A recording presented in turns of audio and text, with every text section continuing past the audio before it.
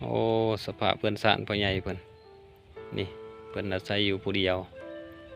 คนเฒ่าอายุ80ปลายปีอาศัยอยู่คนเดียวอยู่เฮือนหลังน้อยๆนี่เพิ่นอยู่บ้านจัดสรรนครปักเสชื่อพ่อใหญ่ศักดิ์คันใดขึ้นกับบ่มีเนาะพ่อใหญ่เนาะนี่คันใดสิขึ้นเฮือนกับบ่มีเลยเฮือนเพิ่นโอ้เป็นหูเป็นปองเบิด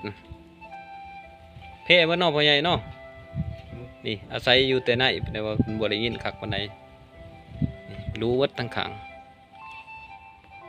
มาแวะลิ้นน้ำเพิ่นมานำงัวเล็กหน่อยว่าเพิ่นอยู่คนเดียวก็เลยมาแวะทำข่าวเพิ่นว่าเพิ่นก็เอาเงินให้เพิ่นไปซื้อข้าว50,000 กีบอีตนเพิ่นโอ้อยู่ผู้เดียวใครมีน้ำใจอยากซอยก็มาซอยเพิ่นได้เด้อทุกคนเด้ออยู่บ้านจัดสรรพ่อใหญ่ศักดิ์ซื้อเพิ่น